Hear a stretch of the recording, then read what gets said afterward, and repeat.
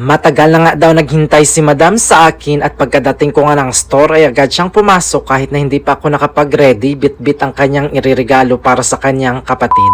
Kumusta mga kapetals? At ito ulit si Mark, ang inyong seryosong florista dito sa gitnang silangan. Nagmamadali na nga itong si Madam at nakisuyo nga siya sa akin na kung pwede ay unahin ko daw siya kasi malilate na siya sa kanyang puntahan dahil meron pa siyang ibang appointment. Actually mga kapetals, naging customer ko na rin to si Madam at may pinakita nga siya na picture sa akin na ginawa ko na rin dati. Kaya sabi niya pwede nagayahin ko na lang daw para na mas mabilis. Nang matapos na nga kami mag-usap ni Madam ay wala nang patumpik-tumpik kaya agad kong sinimulan ang paggawa mga kapetas at kumuha na nga ako nitong floral sponge at balutin lang natin ng dry moss. At gusto nga ni Madam ay long lasting ang kanyang regalo kaya gagamit tayo dito ng artificial flowers. Habang gumagawa nga ako sabi pa ni Madam pwede wag mo na lang i-glue yung duck na yan kasi tatanggalin naman nila yan dahil ililipat nila yan sa wall. Kaya sabi ko naman sa kanya lagyan lang natin ng kunti para na hindi siya gumalaw. Nang matapos ko na nga ma-fix ang duck ay agad kong sinunod na tinusok ang bulaklak at gagamit lang tayo dito ng dalawang kulay, yung white and blue. Dahil sa gusto nga ni Madam ay simpleng design lang, kaya mag-add lang tayo ng kunting salex. Nang matapos ko na nga magawa, sabi ko kay Madam, ihatid ko na lang sa iyong sasakyan. Kaya hanggang dito na lang, maraming salamat, ingat po kayo palagi, see you next time, bye bye!